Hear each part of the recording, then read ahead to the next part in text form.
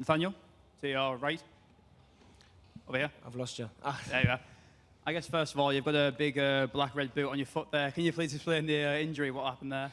The last kick I threw, which I didn't even really need to throw, it was just a kind of, let's just throw something. You know, I caught my foot and I don't know, it might be broken, it might be fractured, it might be just bruising, but they insisted that I wore a boot for it, so yeah.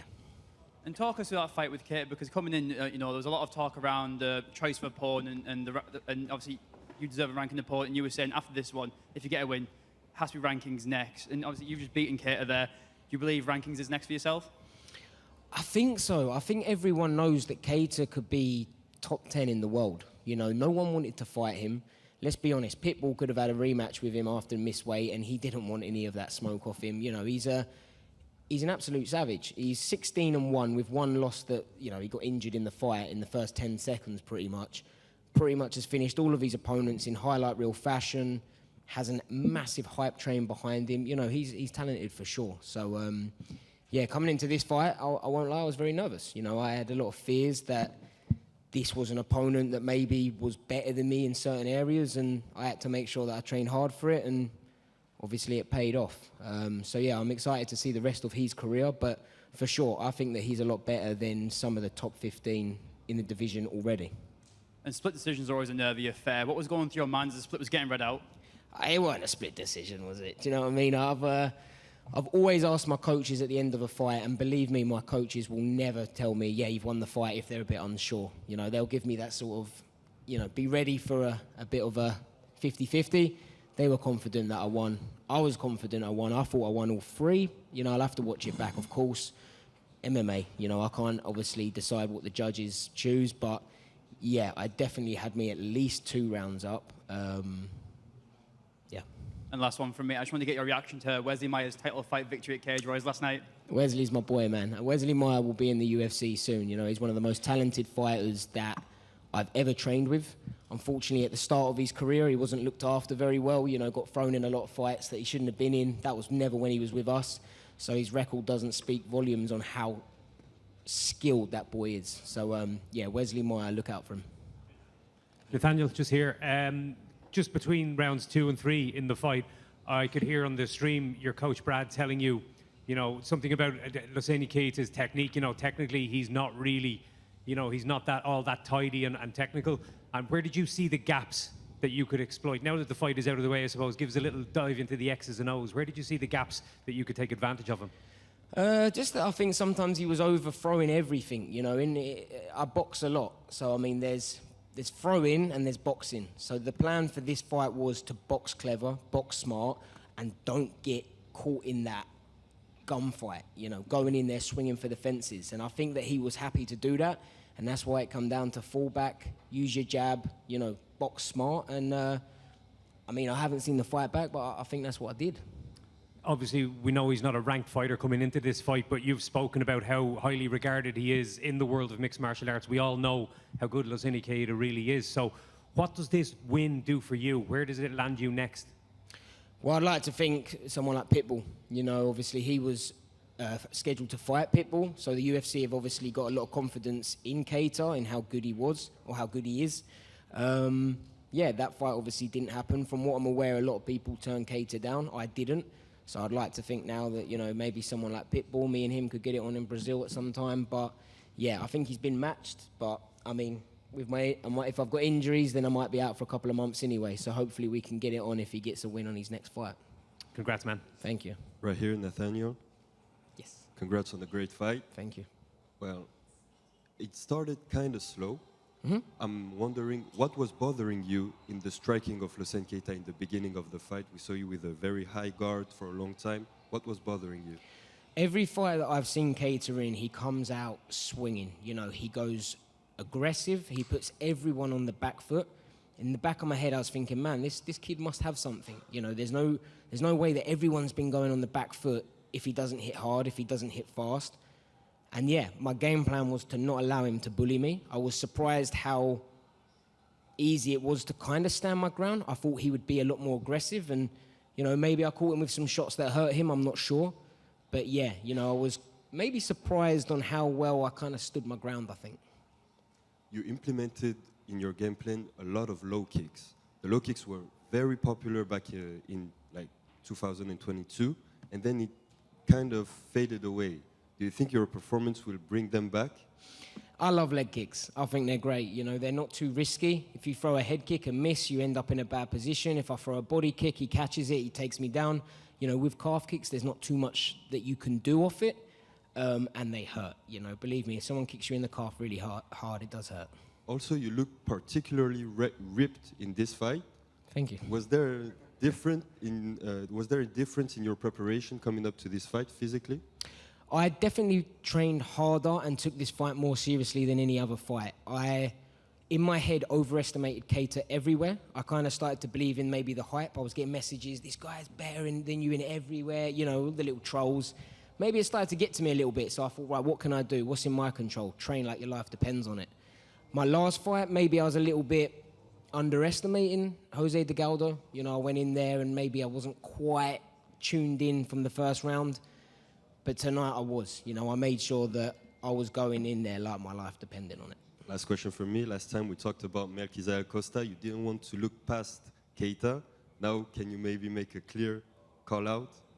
I've called out Pitbull, but I didn't realize he's already been matched. But yeah, I mean, I've got a few injuries, so hopefully we can get that on. If not, anyone in that top 15. You know, honestly, I don't know what I've got to do to get a top 15. So, yeah, whoever the UFC want to give me. Congratulations. Thank you. Nathaniel, here. First of all, congratulations on your victory. Amazing display of skills again. Following with the low kicks, do you think is one of the keys why it's so hard to fight you, the way you throw kicks and the way you approach the fight with your legs? I definitely think it's one of my strengths. I think it's something that a lot of fighters are going to be thinking about. I imagine that, you know, Keita was thinking about that in the fights, in the training, especially that he's broken his leg before. So yeah, I like to think that it's in the back of my opponent's mind if they're thinking about it. You're as well an amazing winning fight streak, which is unbelievable. And even though that, I feel that sometimes you're underestimated. Do you feel the same way? Yes, 100%. I think everyone doubts me. And if I'm honest, I use that as fuel. So yeah, I'm a decision king right now, but yeah, keep doubting me. Even though you're proving everything right to your side, you're being amazing. And the last question for me, Nathaniel, is how would be the ideal year for you, this 2026? Just keep winning. Keep winning, chipping away at it, and getting, obviously, a ranked opponent and get a better paycheck. Thank you. Nathaniel, just right there. Congrats. At the beginning of the fight, when he saw the first big shots, you sweat him with a takedown and then an overhand. It's almost at the same time. Do you think that made him more careful because there is double threat? That was my question, and it was part of the game plan to make him think about, okay, he can counter me or wrestle me. I wanted him thinking. Every fighter that I've seen him go against shells up and pretty much goes on the back foot from the get-go and allows him to just bully him. So in my head, I'm like, no, I want this guy to think. I want this guy to respect me. You know, I don't know if the crowd got to him, but in my head I'm thinking, right, you're in my hometown now. You're not in your hometown anymore. You've got the crowd against you. I want him thinking about lots of things up there. While he's thinking about things up there, that allows me to do what I want to do. So, yeah, I think that I kind of maybe got away with that one. And you're really sure after these 3 huge wins this year against Morgan in Abu Dhabi and this one that you're still underestimated? But because when we talk with people, a lot of people knows how much dangerous you are today. And I almost think that you're one of the worst matchup for everyone because you're good everywhere. So do you really think you're still underestimated? Yeah, I think I'm underestimated. I think everyone's going to underestimate me until I beat them, and then they'll realise how good I am. You know, I've got the best team in the country, if not in the world, as far as I'm concerned, at the lightweights and below. I've got the best team of people around me. I've got my dad, who's an amazing coach, and he's the best dad that I can possibly ask for, who I've got in my corner every day. And these guys are constantly making me better. You know, something I noticed with Keita's team is I think they were all that sort of yes man and, like, you know, bigging him up. My coaches barely big me up. You know, it's only fight week where they'll give me a little bit of confidence. Before, they're always making me better. You know, any area that I can work on, they're getting me to work on it. Any little niggle my dad sees, straight away he's on it. It gets annoying sometimes, but it makes me better. And last one for me, do you will refuse anything else as a top 15 for your next fight? If I'm honest, it's hard to refuse the UFC. You know, obviously, it's my paycheck at the end of the day. So, you know, I am a fighter. I will fight anyone that they give me. Yeah, so I would obviously ask for a ranked opponent, you know, if they give me someone, but at the end of the day, if no one's available or people refuse, then I obviously will have to just take whatever I can get. Can't wait to see you in the top 15. Thanks. Hi, Nathaniel, here. Yep. Over here. Did you feel any pressure about this because Keita was the double champion in the last organization before UFC? And how do you feel after fight when you know you beat him? Yeah, I felt a lot of pressure, and obviously he was a lightweight champion, and he was smoking guys at lightweight. I obviously have come up a weight, so now I'm going into a fight thinking, is this guy going to be too big? Is he going to be too powerful? And doubting myself. But as I say, you know, I used that doubt as fuel and made sure that I trained like my life depended on it, and I think it played off. Hi, Nathaniel here. First of all, congrats on your win. Thank you. A few months ago, you defeated a top prospect in Jose Delgado. Now, another top prospect in Keita. That's 4 consecutive wins for you. Do you consider yourself to be in the best moment of your career? Yeah, I'm in my prime. You know, that's why I changed my name, because I'm not the prospect anymore. I'm the last Kingsman. But yeah, I'm in my prime. So this is the time I need the fights. You know, in a couple of years, I'll probably be on a decline, and that's not when I want to be fighting prospects. So yeah, give me whoever you've got. Hi, Nathaniel. Simone Itata for Fight for Yours. First of all, congrats on the win once again. And also, you said that maybe you overrated Keita during the build-up, approaching the fight and all that.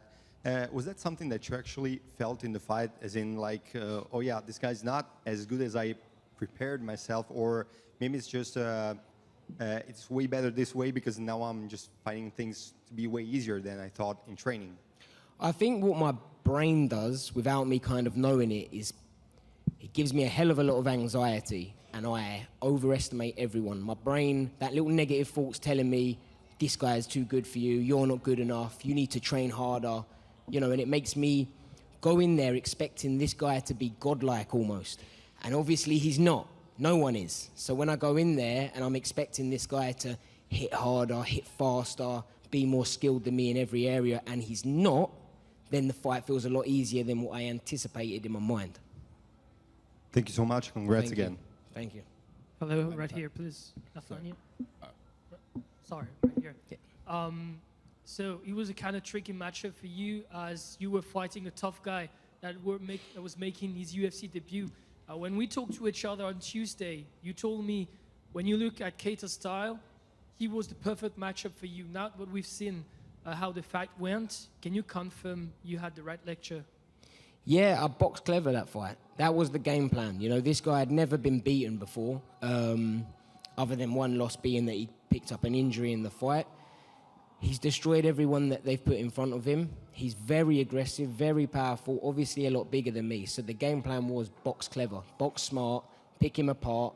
You might not get the finish, but the idea is that we come out healthy, don't get knocked out, and, you know, take home a win check. And now you got the win. There was a lot of expectations on Keita's debut. You know, there is this phenomenon when people are huge prospect and they come out from another organization and they make the UFC debut. Can you say something? Can you say a word about what that means to come as a huge prospect but losing his UFC debut on Keita's case? No, if anything, Keita is going to be a world champion. The problem was that he got me on his debut. You know, so I think people, again, it's underestimating me. I'm probably going to get loads of comments now saying that Keita shouldn't have been in the UFC and he was the octagon guy and nothing more. No, I think that guy can go in there and handle the top 15. But guess what? I believe that I can handle anyone in the world. So, yeah, unfortunately, it wasn't that I got matched with Keita. It was that he got matched with me for this fight. How was the feeling on fighting again in London, your hometown? The best. That crowd, cheers, you know, the booze for him, it definitely hits home. Thank you. Thank you. Hi, Nathaniel. Firstly, congratulations. Thank you. Obviously, you fought really measured, brilliant fight. In my opinion, you won quite easily. However, being in front of a London crowd, your home crowd, how difficult is it not to channel that energy into actually get into a war and just remain focused and keep the job on hand? It can be tough. And that's where I've got good coaching. You know, they said to me after every round, keep your hands up. Don't fall into that dogfight that he's trying to bring you in, because that's where you're going to potentially get caught. Box clever, box smart, and do what you're supposed to do. And, yeah, I'm just grateful that I've got the best coaches that I could possibly ask for. One thing I did pick up, and I think a lot of people picked up as well, is the fact that you did stand your ground, as you said. You sort of took the center of the octagon. You didn't really slide back out of range. You'd use your head movement. What is it about Keita's game you saw where you felt comfortable enough to just stay in the pocket when you needed to and then keep range when you needed to? Yeah, you can't let a bully you. You know, you'll tell kids when they go to school, if you're the weak link, then they're going to bully you. And I know that every fight that he's had, the guys have come out, gone straight on the back foot and allowed him to do it. So I refuse. You know, I say, no, I'm going to stand my ground. And I think it threw him off. You know, and my coaches were saying that he doesn't like it. He doesn't like not being on the front foot. So, yeah, just don't let a bully you. And last one for me, you call yourself the decision king, but there's different ways of getting decisions. I think you've shown that even though you're getting decisions, you're winning these fights and it's clear.